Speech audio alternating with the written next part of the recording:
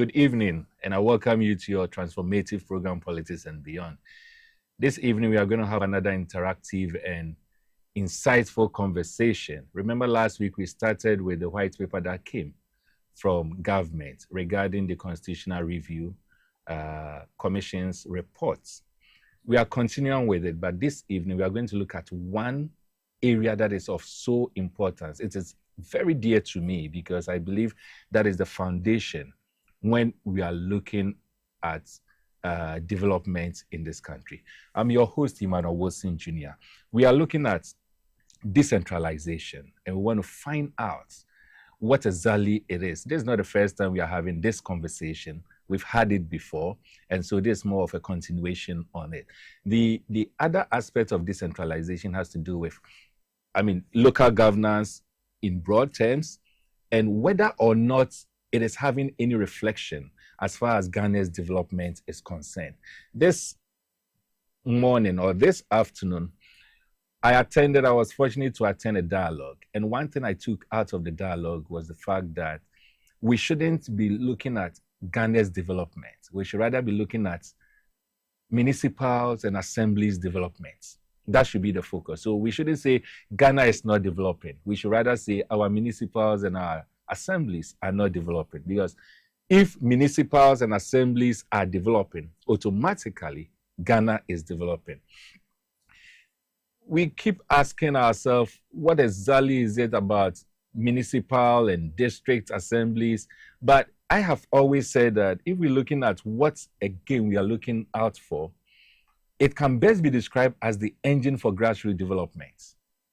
And so if you don't have that engine, and it is not touching base with what we call grassroots, development will not take place in this country. In Ghana, we have specifically, we have 261 MDAs.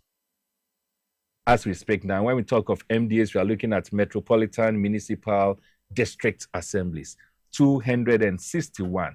The rationale behind it is that it brings government closer to you. It also focuses on local development and infrastructure, revenue collection and use of that revenue collection locally. In other words, what we call the internally generated funds. It is there. Planning and regulation. Unfortunately, that is an aspect that it looks like our MDAs are not doing so well in. And we'll be looking at it also. Social services and welfare like the health, education, vulnerable groups, LEAP programs, support for PWDs, women, youth, those are all part of the social services and welfare that our MDAs are supposed to engage in. Then we look at the participation and democracy, where every 4 years we are given the opportunity to go and vote for our assembly members, unit committee members. There's a rationale behind that. But unfortunately, as far as I'm concerned, it looks like that rationale is not being met so well. And that has to do with our ability to assess these individuals that we vote for, our ability to have interactions with them, complaints, making sure that what they need to do, they are doing it. I don't remember the last time I had a town hall meeting with my assembly members. Neither do I remember the last time I even had a town hall meeting with my MC or DC. I'm sure the story is not different from your case. And that is why it is important for us to look at local government in development as far as Ghana is concerned. As always, you can get interactive with us using the social media handles on the screen. Share your views and share your comments with us, and at the right time, it will be read. Where we need to respond, it will be responded. Where it is a comment that we need to take some education out of it, we will also do so. Call your friend, call your family members to tune into this program, because this is the only transformative program you can have as far as Ghana's media landscape is concerned. I'll be right back after this break. Stay tuned.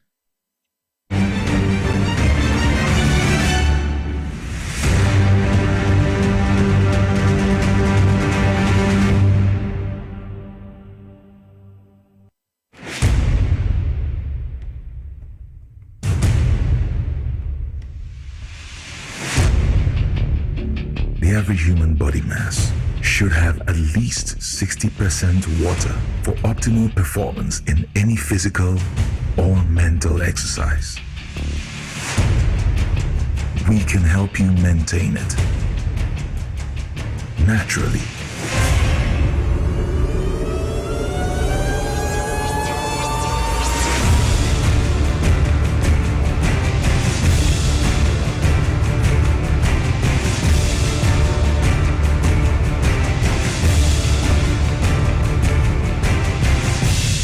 X Natural Mineral Water. Simply natural. For bulk purchase, call 0596 273 546 or 0596 273 547. This advert is FDA approved. Ifo kra na menyisika. Edia ye mefui. Ehin fa na menya bosia. Edia tre medjuma yimu. Kai kra mabre. Mi busia ato taxi fufu. Suhum Rural Bank. Suhum Rural Bank.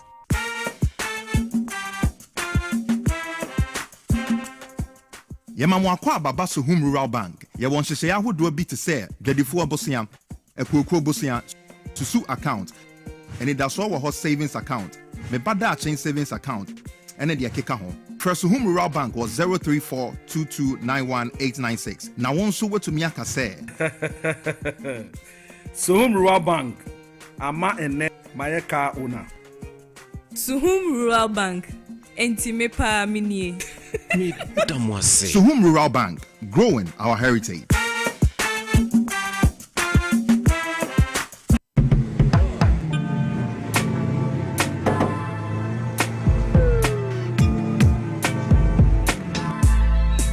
Welcome to AutoCheck Vehicle Diagnostic and Licensing Center. I hear my car can be checked here without going to Accra. Sure.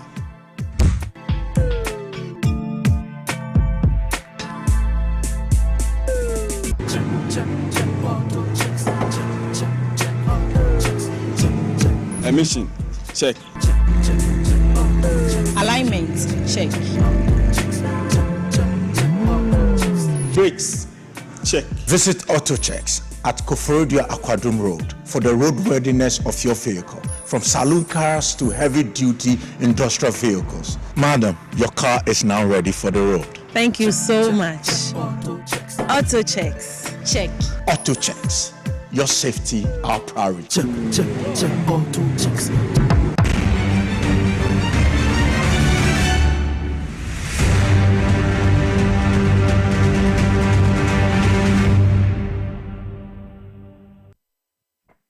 Welcome back. You are still with your transformative program, Politics and Beyond. And I'm Emmanuel Wilson Jr., your host. This evening, we are going to interrogate decentralization in Ghana's development. And the focus is on Ghana's development. How decentralization is having an effect as far as your development is concerned, as far as mine is concerned. And remember, before we went on break, I told you that development should now be redefined. It shouldn't be Ghana's development. It should be MDA's development. It should be municipal development, metropolitan development, assemblies development, district development. Those are the things that we should be looking at, because anytime the development takes place there, automatically we are saying that Ghana is developing, and that is very important. We have a no stranger to help us have this conversation in the form of our guest. He's the Executive Secretary of the Interministerial Coordinating Committee on Decentralization, and he's just the perfect person for us to have. In fact, he's an authority. Remember the last time we had an encounter with him here, we really did learn a lot of things. And I'm making reference to Dr. Gameli Hodofia. Doc, welcome to Politics and Beyond. Thank you. Good to see you. Yeah. I was with you most of the time today in a dialogue that you had. Let me say that it was an interesting dialogue, and I want to congratulate you and your team. Tell us briefly what that dialogue was about and what it's intended to achieve. Thank you very much. Today is the 10th of August. Good evening to our viewers. Today, the 10th of August, has been set aside by the African Union as the AU Day on Decentralization and Local Development. Now, the AU recognizing the importance of decentralization and the principle of subsidiarity and the whole concept of power to the people, or power in the hands of the people, and the people having the opportunity to transform, to be involved in the transformation, the development of the localities in which they live, decided to set aside the 10th of August as the day that the AU Charter on decentralization and the values of local development. And so we in Ghana decided that on the 10th of August every year, we would hold what we call the National Dialogue on Decentralization and Responsive Governance. The idea is to create a platform where stakeholders, both at the local and the national level, would have the opportunity to take stock of where we are in our decentralization journey, where we have been at, where we are currently, and where we are going to. And so last year, 2025, we had the first dialogue. And out of that dialogue, we were able to take strong views and deliverables to shape what we call the National Decentralization Policy and Strategic Framework. And 2 months ago, Cabinet approved the policy for implementation. So we have started implementing the new National Decentralization Policy and Strategic Framework for 2026 to 2030, which came out of that dialogue, if you like. The dialogue was the last arena of consultations that we undertook last year. And so today, essentially, is to give us the opportunity to say, okay, our policy has been approved. Where are we at already with implementation, and where are we going with it for the next 5 years? And you can tell from the broad spectrum of stakeholders who were at the meeting today, even though we are continuing tomorrow, and then the various topics, you know, for discussion. It tells you where we want to be at, the type of mindset that is needed to be able to implement a strategic framework of the nature that we, and then the team that we chose, you know, for today's event is the team for the National Decentralization Policy itself, which is resetting democratic decentralization for accountable public service delivery and accelerated local development. Can you please go through that again? Okay, the team of interest. Yes, resetting democratic decentralization for accountable public service delivery and accelerated local development. If you look at it, it has three distinct, if you like, sub-teams in there, you know, and that tells you where we want to go to, you know, where we are today and where we aspire to go. And so if you take the team and you take it in tandem with the government position paper that we'll be discussing very soon, you already get a sense of what it is that we're talking about. We're talking about democratic decentralization.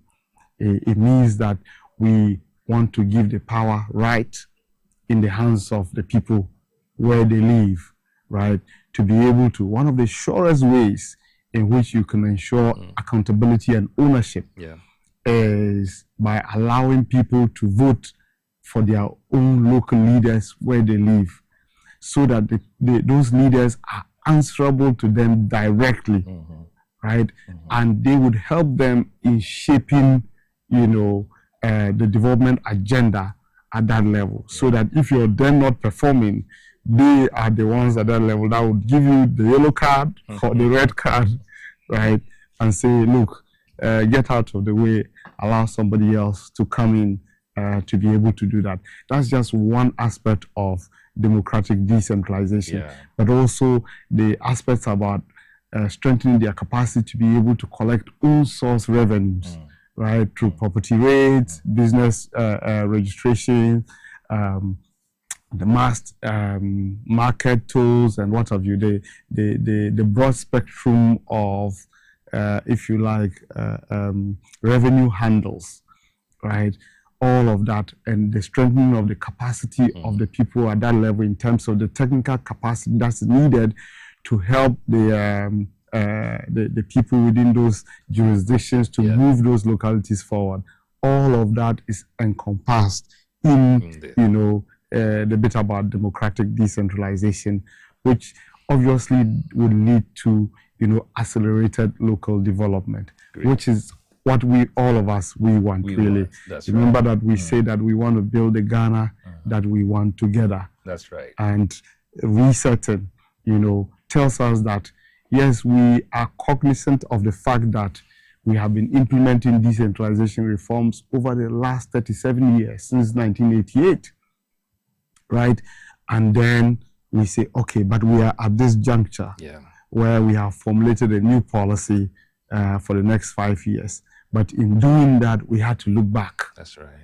Right, at our history, where we have come from, to be able to then chart the course and identify the strategic priorities to be able to move us forward to where we want to get to. And we have done that. So the dialogue really, as we have instituted it now, offers us that opportunity every year to take stock. And so you could tell from the exhibition that was also part of the dialogue. What we are trying to do is that we want to tie the tangibles. That decentralization, when you get it right, these are some of the tangibles that will come as a result of it. We want that we measure decentralization differently from how we have always done it.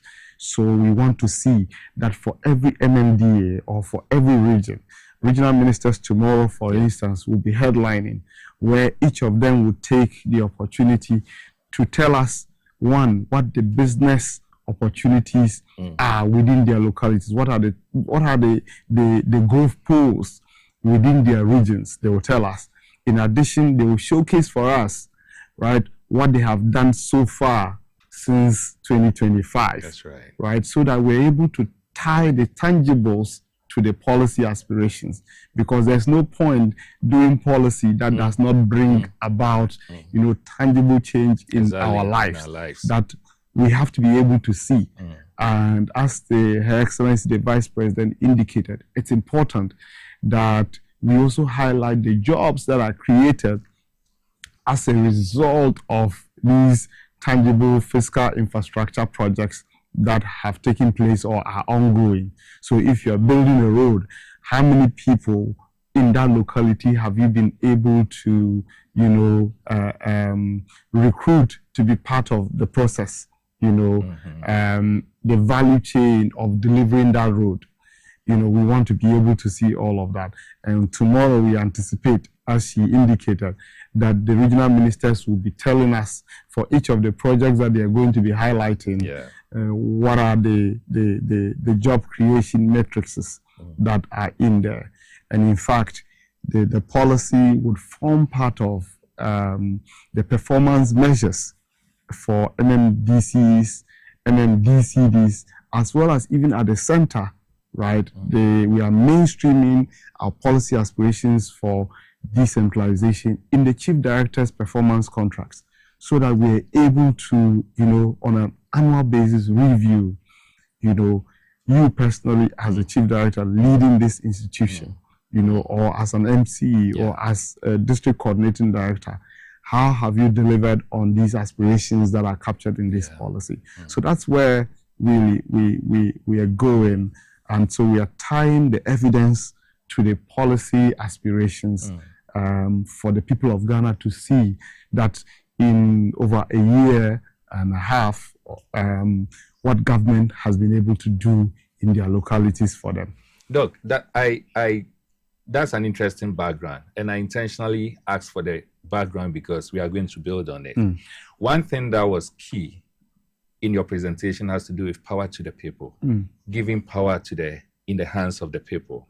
So you bring governance from the central to the local, very, very local. Let everyone have access to it. One of the things that you need to do when you are talking about giving power to or into the hands of the people is for them to be able to decide who should be their leader. Yeah. Quickly, if you look at the white paper that came last week. It's the position paper. The position paper, actually. Yes.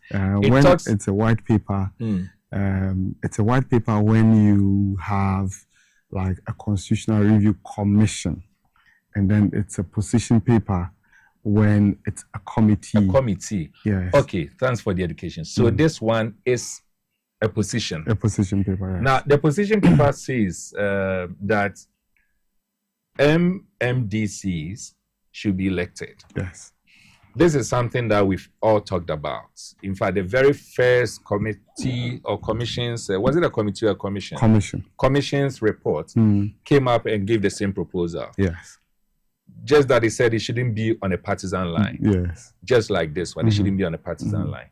The government agrees to it. Yes. Now, the challenge here is that the government says that in agreeing to it, this is how it's going to go. And for purposes of clarity, let me read it.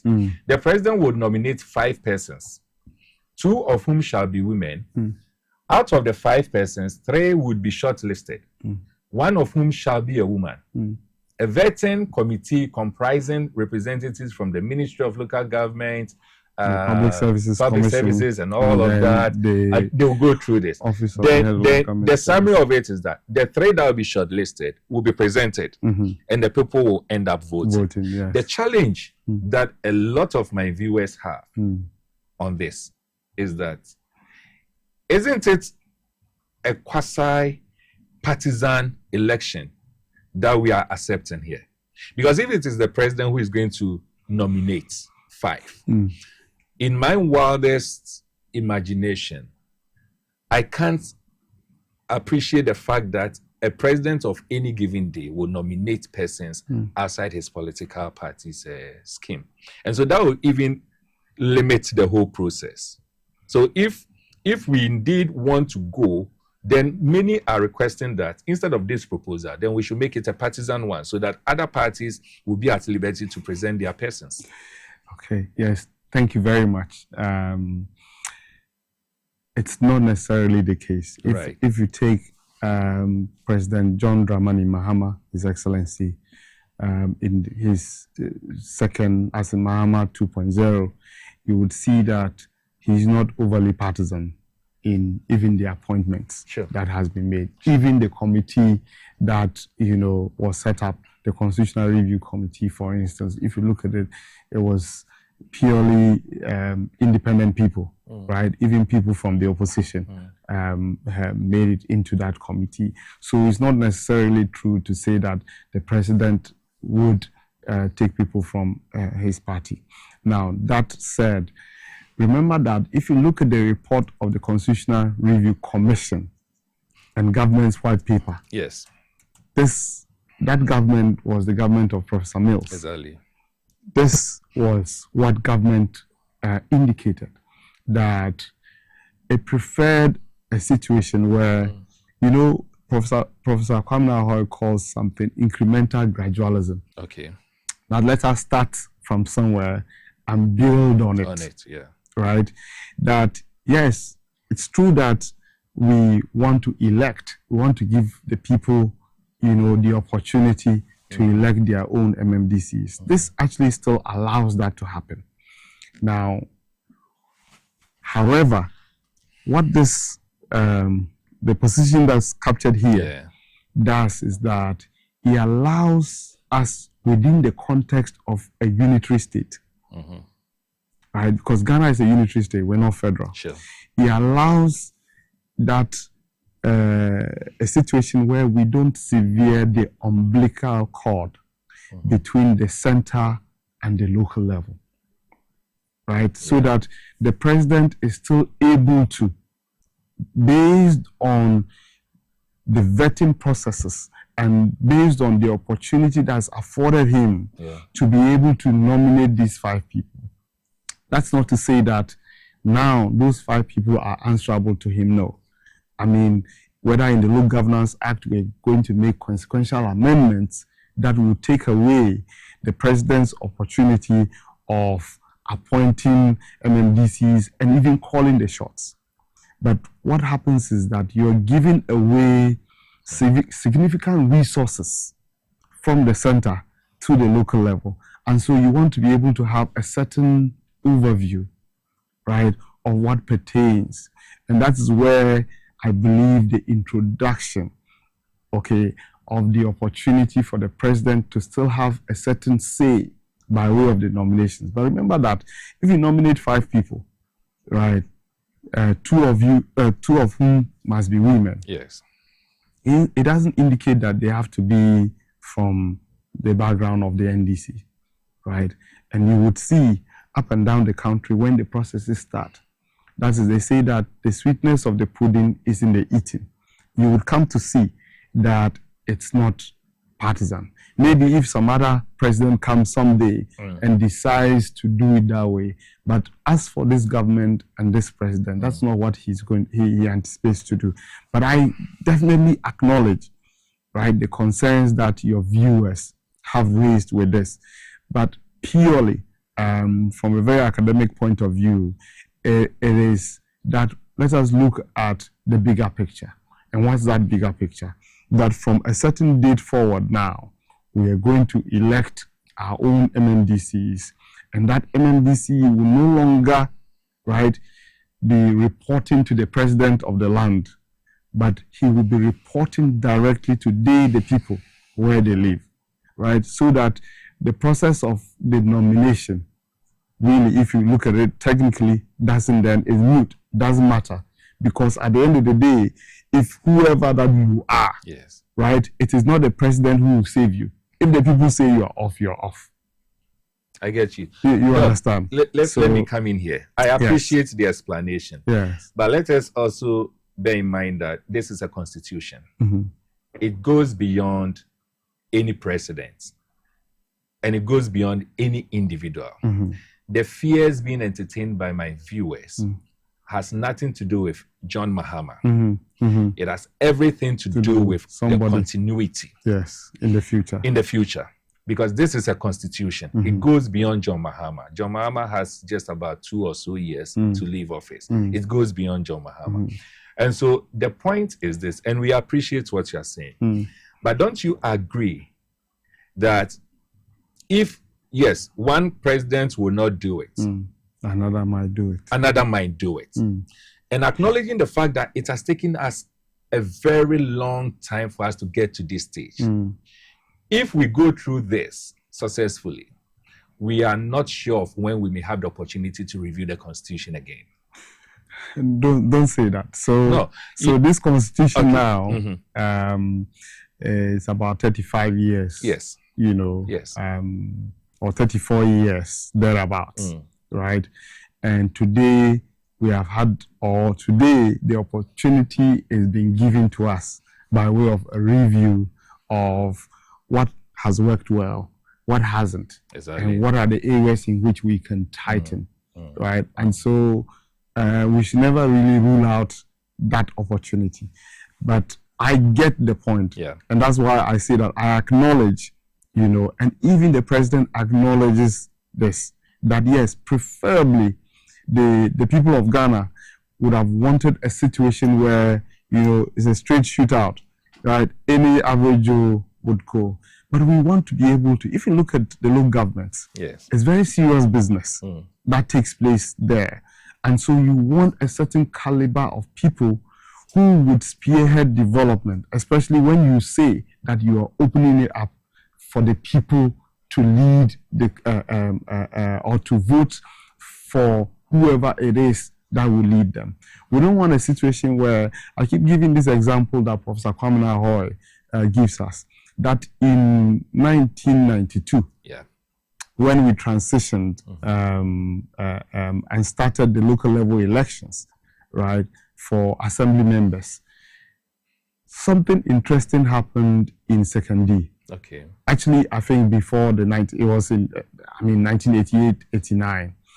Now, in Secondary, a prominent lawyer lost the elections to become a member of the assembly, right, to an area boy who sits under a tree and plays dummy, right?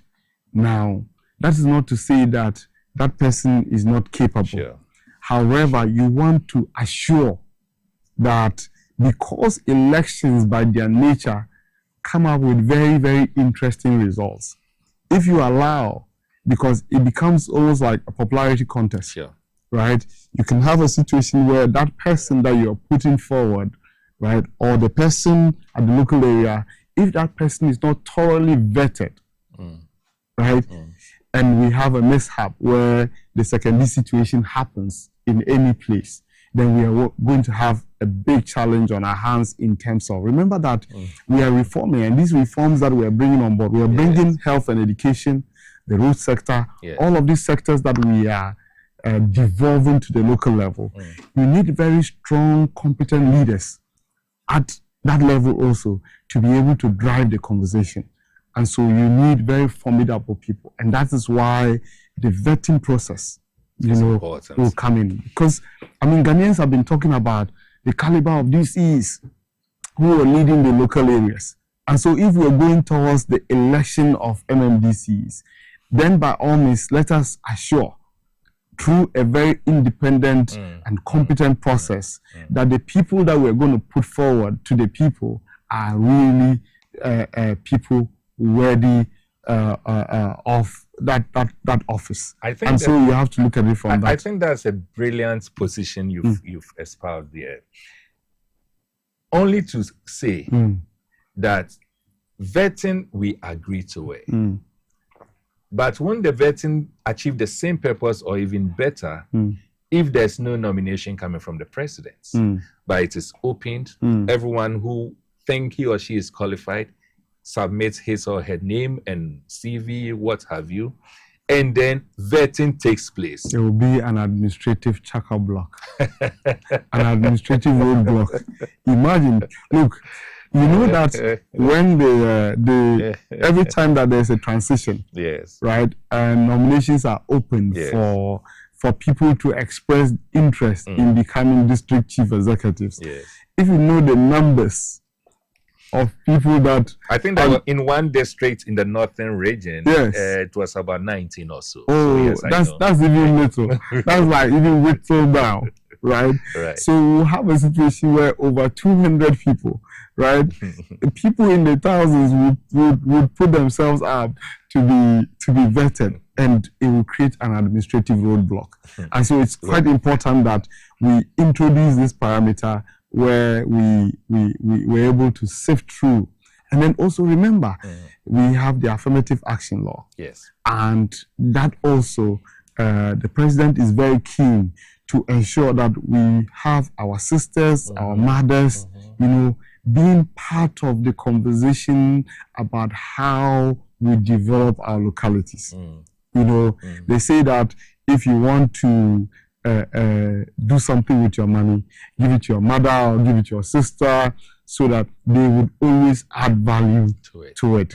And so if you want to develop your local areas, by all means, put it in the hands of our sisters and our mothers, right, and our girl child, and let us see the transformation that will come out of it. Now, if you open it up as people are advocating, you can imagine the women will be swallowed up in that whole process, and it will be a continuation of business as usual. We don't want that. And so this process will allow, at least there's surety that of the 5 people, 2 of them straight away will be women. The final 3, all 3 can, depending on how well they do, right, can be women, right? But at least there's the assurance that at least one of those 3 would be a woman that would go on the ballot paper to be voted for. So this is really an interesting conversation, but I'm sure yes. we'll continue having this conversation because there are those who still believe that there can be the issue of presidents nominating. They don't want it at all. This is the whole process, but we'll look at it. But as I said, incremental gradualism. Right. So let us give this opportunity. Let us give this process a trial. In another 10 years, we can review. Doug, let's look at development because in all this conversation, indeed, this afternoon when I was listening and I was partaking in the dialogue, what was running through my mind was that, look, enough of the talking. We need development. That is all Ghanaians are interested in. Roads and drainage. Feeder roads, gutters, street lights. It is the work of the local governments. The MMDCs are supposed to be in charge of that. Especially with street lights. Yes. It is not, it is nothing to write home about. Absolutely. Drainage, it is also not, we only talk about it when the floods come and then we go to sleep, and that is all about it. Feeder roads, it is not the best. Markets, most of our markets are, in a mess. In a mess, big mess.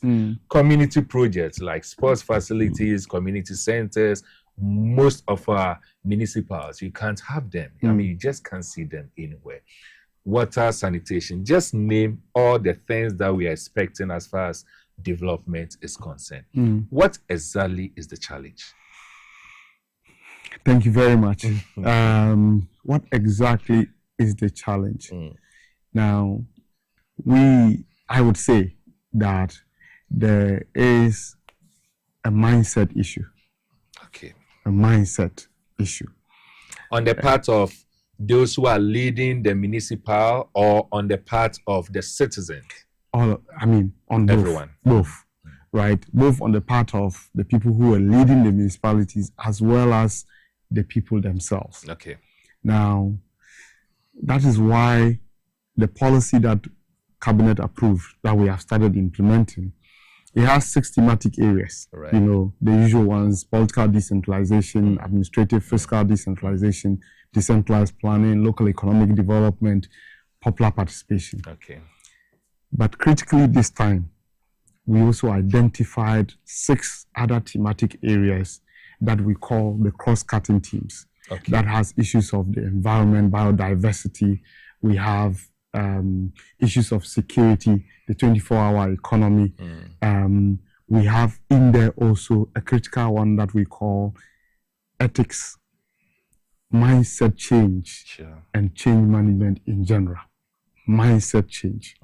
Because we identified that how people receive policy, how people implement policy, right, is as a result of their attitude, aspirations, their mindsets, right, influences how they go about implementing any policy at any level. Right. How they go about the lawmaking, right? Yeah. And the enforcement process and what have you, all of it, mindset. Now, I would say, from my own experience, is that a lot of Ghanaians want to be led. Right. They don't want to lead. Right? Why do I say so? You have a situation where we have the Local Governance Act, Act 936. Okay. A beautiful law. Yes, there are challenges here and there that we are trying to strengthen. But the law is a beautiful law that takes into cognizance various aspects of our lives at the local level in terms of the legal architecture. Now, that law empowers the local governments as body corporates like MTN or like the banks, right? Or if I set up my own business that I'm in charge of running it effectively as a body corporate, the law establishes the local governments as body corporates. And it gives them, or it empowers them with the provisions to be able to lead the transformation of those localities. without waiting for central government. Okay. Right? Okay. So raising your own resources at that level, right? What are the innovations that you can bring to bear to ensure that you are collecting more revenue? Because remember that it's not just about collecting the revenues, but also what you do with those revenues when you collect them. It's very important. And so the innovations that are needed, the flexibility is there in the law. So you've been given the empowerment, right? The president says do A, B, C, D. Yeah. You can do all of it. Yeah. The law says that the local governments are the foremost planning authority, right? So if the local governments were working how we anticipate them to work, you know, the issue of galamsey shouldn't even be something that, you know, we are blaming central government about, right? Environmental degradation, the pollution of our water bodies, right? All of that should not be something that we blame a president for when we have local presidents. You understand? And that law that I'm talking about, Act 936 or 940 as amended because of the rule amendment that was done in 2017, right? That law empowers our local people to be able to lead that transformation. But they're not doing it, right? They're not doing it. Now, they say that you can lead a horse to the river, you know, but you can't force it to drink. And this is where it's important. You see, I'll go back to that vetting, the nomination, and then the rigorous vetting process that will come as part of, right? Because to lead transformation, you yourself, you have to learn and you have to be willing to lead that transformation. You're talking about the municipal services. The municipal services, water, electricity, sanitation. You're talking about drainage and what have you. Street lights. Important. Okay. Look, it's not rocket science. It's not rocket science to be able to provide street lights. It's not rocket science to be able to provide drainage so that floods don't come and mess us up. It's not rocket science to be able to ensure that you zone the localities effectively or properly, right? So that you determine what goes here, what goes there. Here, we're going to businesses. You know, when we go to zone B, we're talking about purely residential. Even the type of residential, you know, these ones will be story buildings, you know, surfacing. This is the type of materials that are needed. All of that, the law allows the local governments to be able to be in charge of it. Okay, so it's quite important that from where I sit, there's one, we have to educate the Ghanaian citizen, which we're doing through this process today. It's one of the ways in which we are educating. There are other ways. We have to hold them accountable. We have to put the fire to them. So I call on every Ghanaian. Remember my call when I delivered my presentation? Right? In my speech, I called on every Ghanaian, right? From Anlo or from Aflao all the way to Zwarongo, right? That all of us must be interested in what happens where we live, right? Let us join the conversation about identifying the priorities, but let us also put, even though it is the president that has nominated and the assembly members have endorsed, right? The current district chief executives, right? And the coordinating directors and the civil servants or public servants that are in those districts, right? We have to be able to join hands with them, work glove in hand with them to transform. Now, the law, to be specific, creates departments. Okay. So there's a department of urban roads that is in the municipalities and the metros. And then there's a feeder roads, you know, unit found in the works department in the districts. So you see the difference. So in the metros and the municipalities, we have an urban roads engineer leading that department. And then the unit at the district is also led by an engineer for feeder roads, right? Now, the resources that come down from the center to the local level, they're meant to use those resources to be able to drive this process. And yet we are not getting that. So Ghanaians must hold them accountable. You must go to your assembly. Some people don't even know the name of the assembly where they live. Sure. They don't know the assembly, the town hall. They don't know it, right?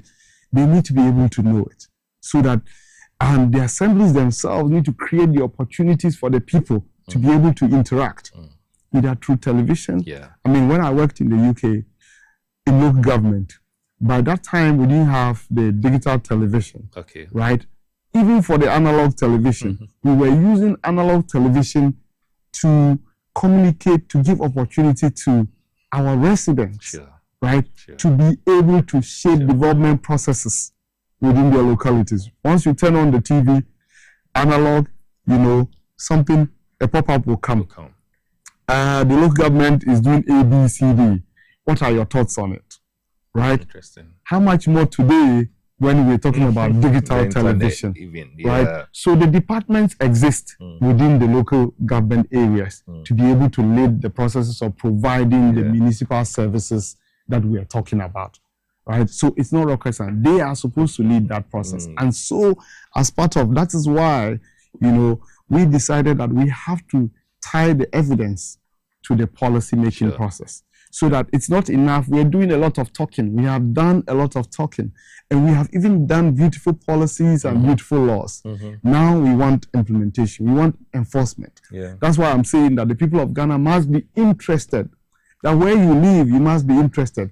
You shouldn't have a situation where someone comes, there's a wetland in your locality.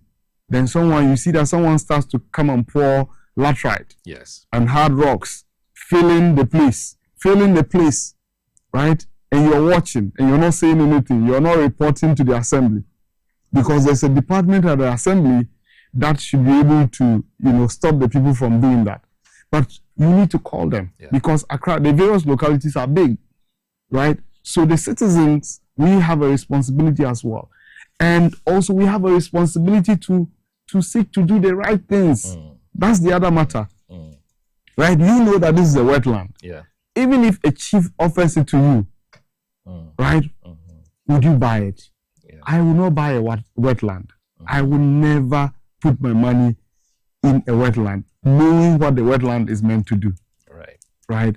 And so all of these, that's why I say that there's a responsibility for the people, there's a responsibility for central government, but there's also a responsibility for the civil servants and the public servants that are posted to these municipalities, right, to be able to drive that transformation alongside the people. Look, this is getting interesting. Yeah. Let's dwell a bit more on this development part. The roads. I know that we have in each of the municipal assemblies, we have what we call, is it DRIP? The machines that are supposed to help us with the feeder roads. Meanwhile, you go to the roads and it is very, very terrible. Yes. Can you speak to the it? Machines are, and the machines are sitting there. Can you speak to it? So where I live in Lankwantana, Medina. Okay. So recently, we have our local association, residents association, and the people have been talking. They've been talking, complaining a lot. This is not happening, that is not happening, the roads. And then in our locality, we, over the last 8-10 years, we do the contributions ourselves, right? We find a machine, we bring it in, we fuel it, and they do our roads for us. When they go bad, we do the contributions. And I'm sure that this pertains in a lot of other places. But, from my background and my experiences, so every time I reach out to the local authority people, and so about 2-3 weeks ago, I reached out to the Honorable MC for Lankwantana Medina. Okay. And so him and his team, they came to the locality and then sat down with residents. Now guess what? The residents that were complaining, now come, let's face the people, very few of them came out. You understand? I get you. So we are complaining. Yeah. Right? We are complaining. We are happy to sit in the comfort of our homes. Yeah. Right? And then type, right? Oh, this is not happening. That's not happening. Now the people have come. Come, let's have a conversation, right? Come and tell us what your concerns are in this your area. Let us try and see how we can fix them. So that's one aspect of it. Now you're talking about drip. Yes. Okay, but I even want to address it from the various layers that we have. So a long time ago, a certain study was commissioned where the Ministry of Roads and Highways, we want to be able to categorize the type of roads that we have in our country in line with the devolution agenda. So a report was produced clarifying that these ones are highways, you know, so the motorway, the intercity, those ones are under the responsibility of the highways. Sure. Then there are the inter, you know, as in, so if you take a metro area, right, and the municipalities that exist, the roads within, so if we take where XYZ is located, right, the roads here, those are under the districts. And then in the districts, so these ones are under the metros and the municipalities. That's why we have the urban roads, right? And then we have the feeder roads that will deal with, as the word goes, the feeder roads. That's right. Right? Yeah. The less engineered ones, right? And so the drip machines, for instance, the idea was that localities, they will raise their own source revenues, and then they would use that to power these machines before, you know, the central government comes in with the resources needed to be able to engineer the roads, okay, as in asphalt roads or bitumen roads or whatever, right? That is the idea. But you will find that you go to districts and then they say there's no fuel. Yeah. You understand? They say there's no fuel. So His Excellency says, okay, I want that a minimum of 80% of the District Assembly's common fund goes to you directly, so that we don't have this situation where previously, right, less than 50% of the DACF went down to the local governments. Today, a year and a half, you know, in 2025, almost 7 billion, if we add the DACF RFG aspect onto the 6 billion, because the DACF RFG, that's another pot of money, you know, part of it is the responsiveness factor grant, okay, from the common fund. And then we have development partners, Switzerland and Germany, contributing counterpart funding for us. So that is also another almost 1 billion, right? So if we add it to the 6 billion that went, you know, we're looking about roughly about 7 billion of resources that went down to the local governments. So never before have our local governments received so much money. And so there should be no excuse by any MMDC or coordinating director that there is no money to power those drip machines. Besides, look, you can also... Can you repeat that again? Yes. I want my viewers to... I'm saying that there is no excuse for any MMDC or coordinating director to say that there's no money to power our drip machines to be able to do the roads, right? Or fix the little issues that the drip machines are there to. It's like first aid. Sure. Before you take the person to hospital. Exactly. It's the same principle here, right? The drip machines are there and every district has one. So if a citizen goes and he or she is turned down on the ground that there's no money, what should a citizen do? They should report. I mean, they should reach out to the IMCC. They should reach out to the Minister for Local Government. Right. They should reach out to their regional minister. Right. In fact, they should reach out to the district chief executive first. Right. Because when they go, usually they won't go to the DC. They will go to the coordinating directors. Right. And so if they tell them that there's no money, they should first of all go to the DC. If they don't get joy, the regional minister, then the local government minister, they can also come to the IMCC. Right. Because what it is that we want the local governments to be innovative. Okay, there are companies that are in various areas in these localities, right? Even local people themselves, if you go and sit down and have a conversation with them, right, that, okay, we got some money, but that money, together with you, we said that A, B, C, D were our priorities.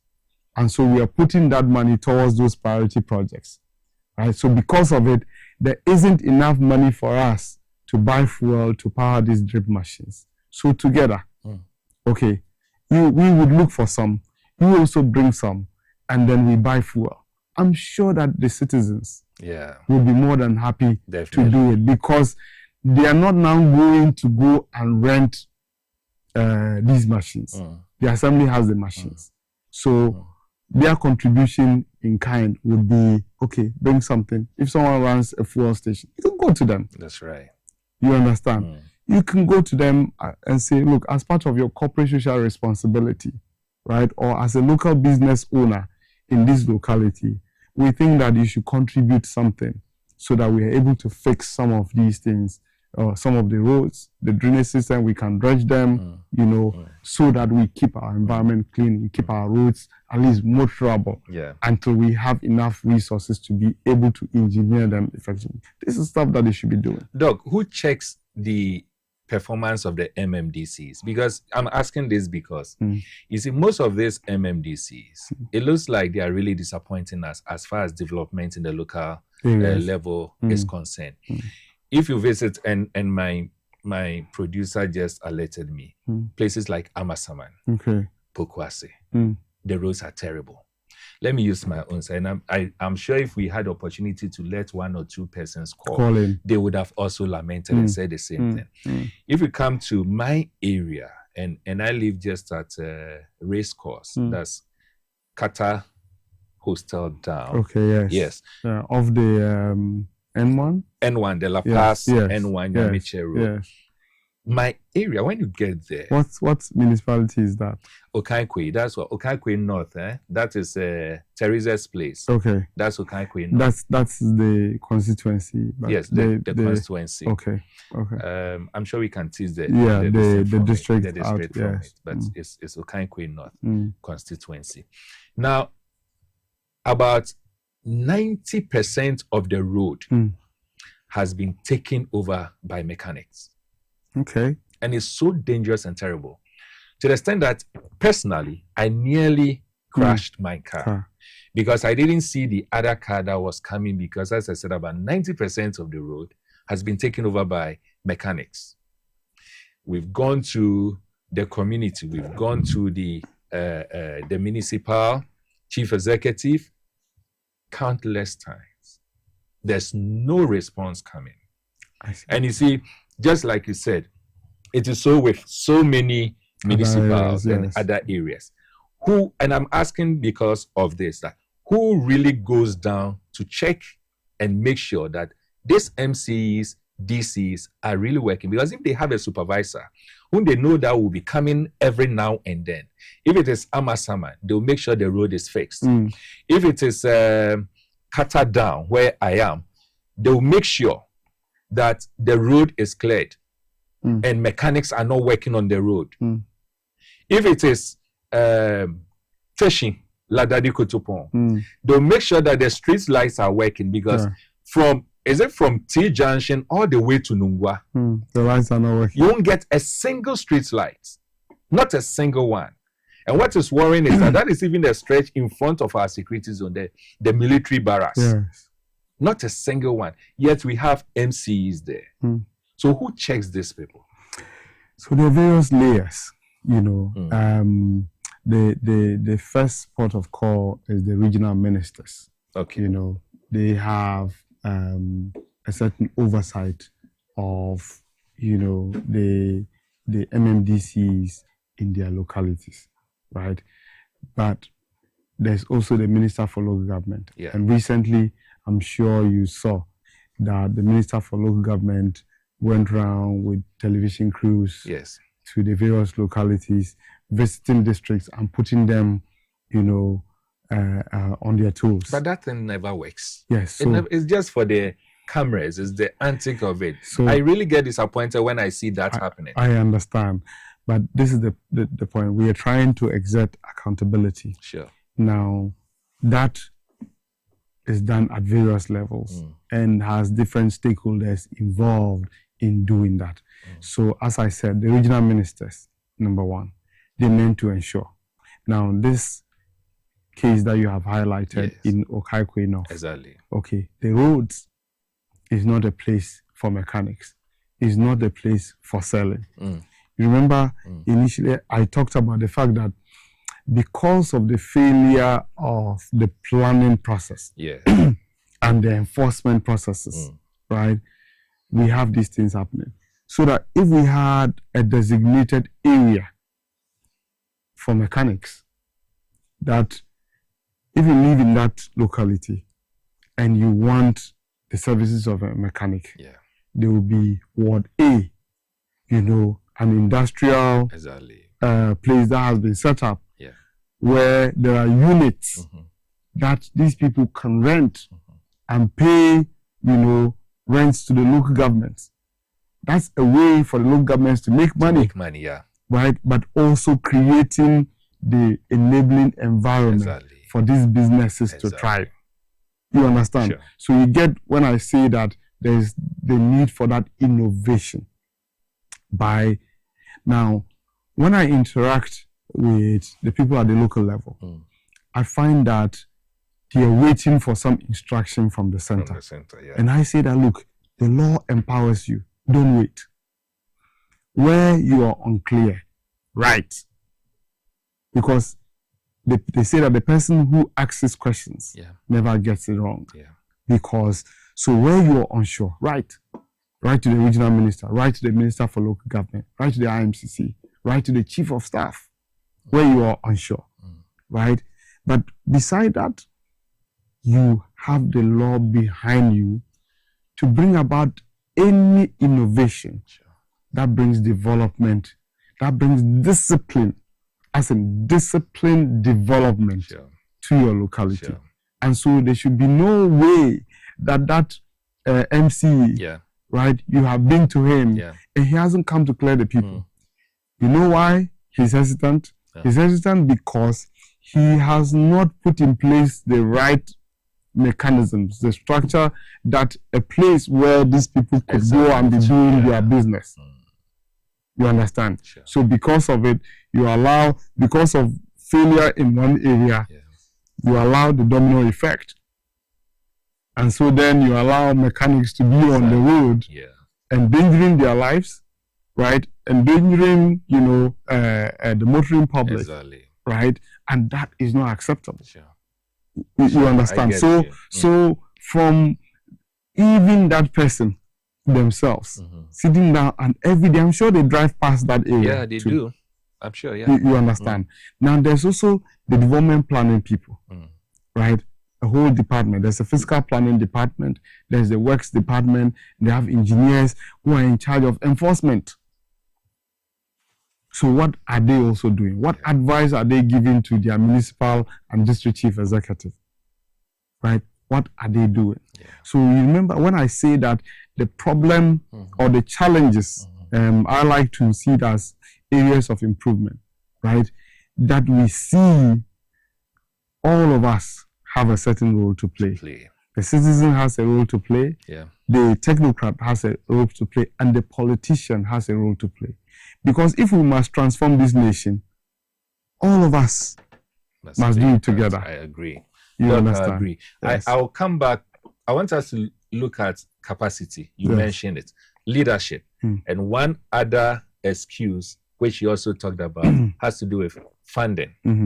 I would like us to look at it, but let me take one or two messages that has come from our viewers. Okay. And if you want to take water, you've been doing a lot of talking. This one says, good evening, Mr. Watson, and good evening, Dr. Gameli. Although Ghana's decentralization system is intended to promote local participation and enable metropolitan, municipal, and district assemblies to plan and implement development programs according to the needs of their respective localities, there are still challenges that affect the effective functioning of the system. One major concern is the influence of political considerations in the administration and implementation of development programs at the local level. MMDAs have approved medium-term development plans, annual action plans, and composite budgets, which are intended to guide development activities and the allocation of resources within the assemblies. However, in some instances, the implementation of these plans and budgets may be influenced by political priorities rather than strictly following the approved development framework. The political leadership of the assembly, particularly the metropolitan, municipal, or district chief executive, plays an important role in determining the direction of development activities. While political leadership is necessary for local development, there's a need to ensure that political decisions are properly aligned with the Assembly's approved development plans, priorities, and budget allocations. When programs and projects are introduced without adequate consideration of the approved plans and budgets, it can affect the Assembly's ability to achieve its intended development objectives. It may also create difficulties for technical officers who are responsible for implementing and monitoring the Assembly's programs. Therefore, there's a need to strengthen the relationship between political leadership and the technical administration of MMDAs. Political leaders should provide the necessary leadership while ensuring that development decisions are guided by the approved plans, budgets, community needs, and relevant government policies. In conclusion, decentralization can only achieve its intended purpose when MMDAs are given the opportunity to implement their approved development plans effectively, with political leadership working together with the professional and technical staff of the Assembly. This will promote continuity, accountability, transparency, and sustainable development at the local level. Thank you. This is coming from Gordon. Quite lengthy, but yeah, it makes a lot of sense. Good evening, Mr. Wilson. I think the president electing 5 people, etc., I am not for it. It still comes up to the same partisan way. President Mahama will not be in power for long. What about if another president comes and decides to select 5 members of his party people? And this is coming from Reverend Justice Aposa from Ho. Mr. Wilson, decentralization is the way to go. This is it. God bless. This is God bless. Okay, God bless from Elembele district. Good evening, Mr. Wilson. I always support the fact that there should be an election in the selection of MMDCs. And this is coming from teacher Abu Sefibuako. Let me take one more. Mr. Wilson, they should do more. The Spinters Road, main coastal roads is still dusty. After the cleanup exercise, they should ensure that habit continues. Okay, they should ensure that the cleanup habit continues. Yeah. And this is Joanne from Spinters. If there's time, I will come back to the messages. But, Doc, these are some of the messages that has come. Godwin gave a very lengthy one. There are others who still support, as I told you earlier, that we need to elect MMDCs, but we don't need the interference of the president. I think it's a conversation that will be going on. Doc, leadership, funding, capacity. You go to some of the the offices, district offices. Truth be told, I have always said that this local government is a system that, if it is effective, you don't need to be a minister. You don't need to be an MP. In fact, if local government system is working so well, the most powerful ones will rather be the DCs and the MCs. Yes. And I've always said this. I agree 100%. And that's my view as well. Right. Look, I think the job that people should be aspiring to occupy in the political landscape is the job of a district chief executive. I agree. Right? I agree 100%. Because you are in charge of bringing about transformation in that place. Tangible one. Yes. Significant. You are like the rep of the president down there. That's why I say you are the president there. Exactly. Right? Yeah. And that is an opportunity in law. And so you have highlighted some of the challenges, but remember that elections bring about responsiveness. Exactly. And so the idea is that regardless of the weaknesses that or the challenges that some of your people have, yes, you know, if we're going with the incremental gradualism as I've advocated, sure, that let's start this process and you would see the transformation that will come with it. That MC that you've mobilized to go and see, and he hasn't done anything about the congestion. Yes. Right? Or people encroaching the road. If that person was elected, I'm telling you, he will act on it in no time. In no time. Because he knows that if he doesn't find a long-term solution to that thing, his job is on the line. So so on the issue of capacity. Yes. A lot of the offices, honestly, do not have the human capacity. Okay. What is worse is this excuse of no funding. Because you see, I keep saying that you are at liberty to generate. And when you have your internally generated funds, you decide where to use it and what to use it for. And when we talk of internally generated funds, we are talking about the market tools, property rates, business operation permits, building permits, road, what's it called? Car parks and what have you. All of that. All of that. So I don't see any municipal or districts telling me that they are lacking funds. It is just probably lack of leadership, innovation, as you mentioned. Leaders who are innovative. We are lacking that. How do we deal with this issue? Even before this election of MMDC comes into play. So there's a point to be made about strengthening capacity. Yeah. Last week, I was having a conversation with my brother, Professor Lord Mensah, who is head of the local government service. And we agreed that in some of the critical areas, they have to beef up, they have to strengthen. So, especially the technical areas, the engineers, architects, planners, electrical engineers, the various type of engineering, quantity surveyors, and what have you. They have a certain shortage of that category of expertise. And I know that he's working very hard, and this is something that's going to go to the IMCC. We are preparing a paper to take to the IMCC, and it will get to the president, where we would have to, there's some opportunity for them to be able to recruit about 7,000 of critical mass of experts to fill certain gaps that currently exist within the system. So that conversation is ongoing and something will be done about it, right? Of course, we need the Minister for Finance to give them the clearance to be able to recruit the needed, human resources, in especially these critical areas, to be able to support the transformation agenda. I always say that we have 261 local economies, right?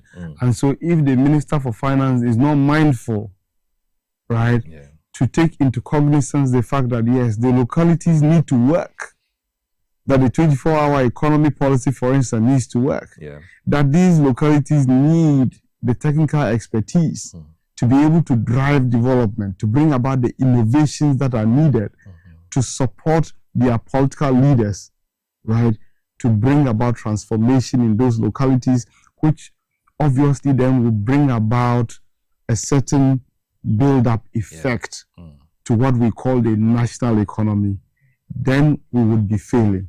And so that is a conversation that is taking place, and something will be done about these critical areas that people need to be recruited into. Now, there's also the bit about the now. What can we do? So they've identified certain areas where the departments are understaffed to be able to train people who already have a certain type of expertise or have done courses that relate to those areas, so that they will offer them the opportunity. And I think they've written letters out to the over 36,000 staff, right? Encouraging them to choose, okay, would you want to go into the transport department, right? For instance, would you want to go into the housing department, right? Based on your qualifications. Because remember that people go into some of the areas because there was a certain clearance that was given to recruit people in a certain area. Exactly. But that is not per se what they did in university. But because they needed a job, they went in there. So there's that opportunity to be able to train and then move people into the right kinds of services. So there's also that. And then there's the generic training, and then the tailored training. The local government service is currently doing that for their people. That's to enhance the capacities of the people that are in now. And then before they do the recruitments to come. So that type of capacity enhancement will come.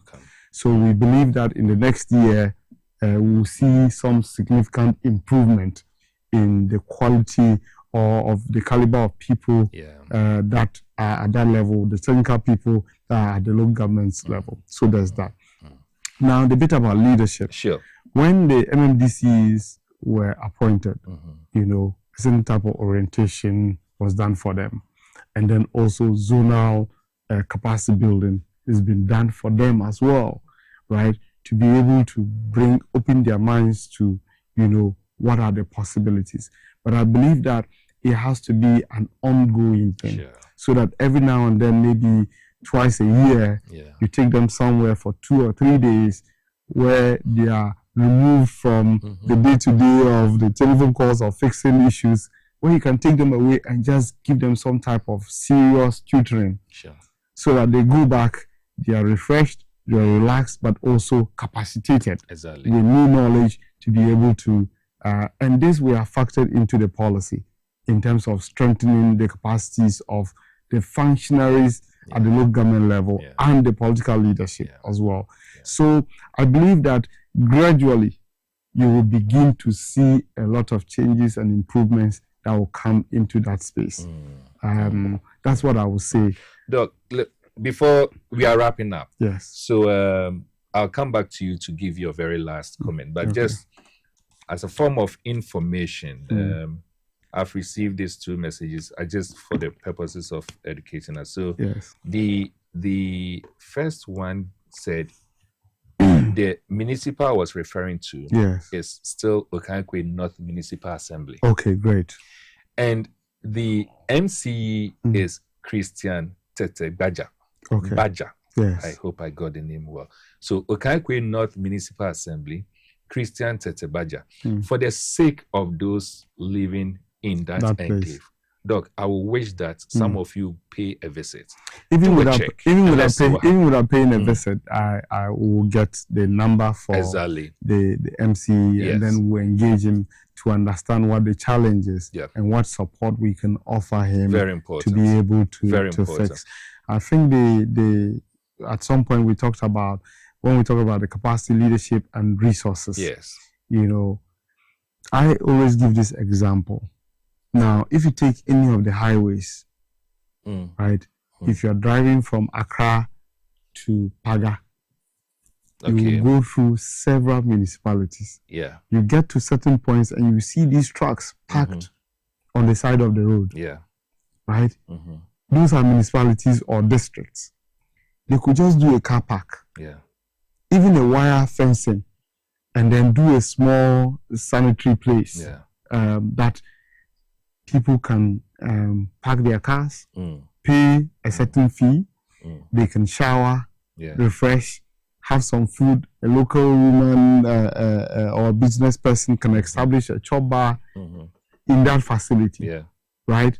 So business registration, they'll get money there. They'll get money from the parking tickets, right? They'll get money from the people using the shower and other facilities there. The local governments can make money, right? But you would find that invariably, a lot of them are not doing it. we need them to think outside the box. We need them to take advantage of the low-hanging fruits, right? Like what I have just right, to be able to raise resources.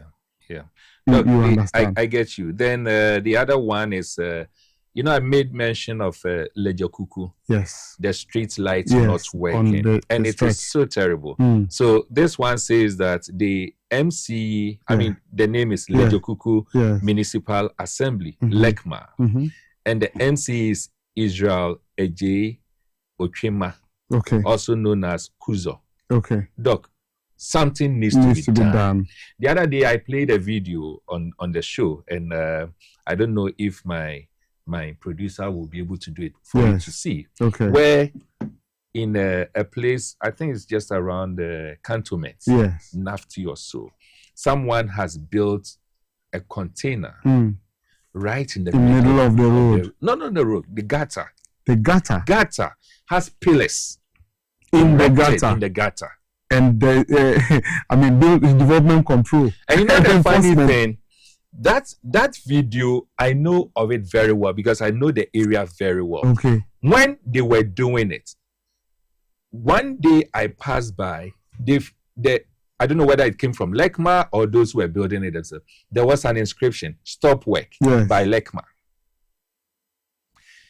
The next moment I passed, it was completed, and they were operating in it. They've done it overnight. So that's what I'm saying. Remember that I said these issues are at various levels. We, the Ghanaian people ourselves. You're right. Now, you see that certain demolitions are taking place. Right? And you have people who go, please, don't do it. Right? The wrong thing has been done. Someone has put a building on the waterway. They want to break it down for the sake of us.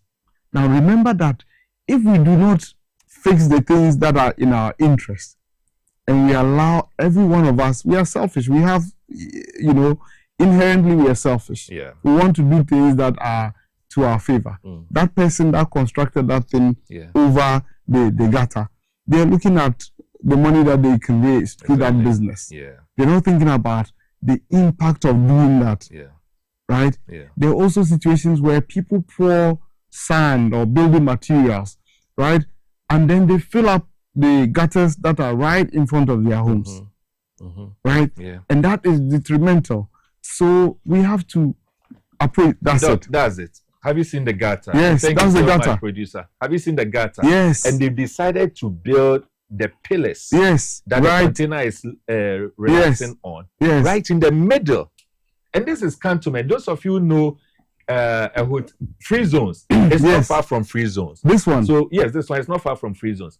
Free zones, the road going down to where the president's secretariat, private secretariat is. That is the road. So you get to free zones, you move to, is it Capital restaurant or so? There's a restaurant there. Right after Capital, right after, you will see this. And this is LECMA? It's LECMA. They wrote LECMA on it before they finalized the structure. So this is it. Doc. Break and steal. Yeah. So they've written on it. Exactly. So this structure, for instance, because they've come to in Ghana here. Exactly. It's capital city. Yes. Cantonment. Yes. It shouldn't be there. Look at it. Right. So this is the type of thing that anyway. So they've taken note of it, and they have to break it down. But this has been there as far as I can recall. I told you I know this structure very well as far as I can recall. This has been there for the past 4 or 5 months. Just 2 days ago, no, Friday, I drove past and it was still there. It was still there. And they are operating. They are operating. It is still there. Even though they've written on it. Yes, they are still operating. So this is what happens. So the local authority by law, right, requires that when you do the illegal thing, really you are supposed to remove it, right? Failure to do, then they will come in, and when they do it, the cost, then they bill you for it, right? But definitely that is something that, please share that video with me. I will. And then we'll send it to the MCE for so the he area. needs to take care of this. Yes. He also needs to take care of the street lights. Yes. Yes. This needs to be done. He's being paid for this. Absolutely. He's being paid for this. No, that's why I say that, look, we need citizens to be bringing to the attention of the local governments these types of things, right? And thankfully this one, I'm sure somebody has reported, and that's how come that they've gone there to say remove it, right? Or stop work, or whatever the inscription is. Yeah. So it's come to the notice of the authorities, and I believe that they will fix it. But we need that, we need more of it, right? And we must use platforms such as this. Sure. Maybe one of the things we need to do, just go out with the cameras to identify these things. Very important. And this platform is committed to that. Exactly. Because personally, I believe that local government is the backbone when it comes to development in this country. Absolutely. So we are ever ready, and we are so committed to it, making sure that the right things are done through the local government system. Doc, your very final words. I'll say that, as I keep highlighting, policies don't implement themselves. Yeah. Right? We have to implement those policies, and we have to make sure that we are measuring and we are assessing the implementation of those, and we have systems in place to be able to monitor the implementation of this new policy. But when it comes to the local governments in general, it's important that the aspirations, how we, you and I, where we live, how we want those localities to look like, to be like, to feel like, right? We have to be able to, work glove in hands with our local leaders to be able to transform our locality. And I will continue to call on the Ghanaian people to take a keen interest.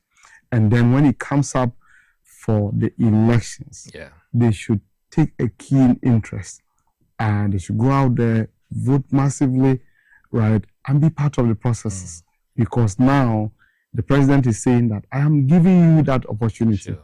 Right? I will no longer do it for you, but I'm giving you the opportunity. Take charge of it and transform your localities. So let us do it together. Doc, thank you so much. Let us do it together. Viewers, all too soon, this is where time will allow us, and I believe you've had an insightful moment, as we have always sought to bring to you. Together, it is a collective thing. Just like Dr. Gameli said, it is a collective thing. We need to work together. And trust you me, this is a platform that gives response and then results. We are going to ensure that this will not just be a conversation that will end, but we'll follow it through, implement. And just like Dr. Gameli said, anytime we have the opportunity to make decisions as far as local governance is concerned, please, whether it is assembly election, whatever it is, unit elections, now we will be having MCs and DCs elections. Whatever it is, let us make sure that we are getting the best out of local governance, because that is the only way for us to go. So we meet again next week. I'm still your host, Emmanuel Jr. And all I can say for now is good night.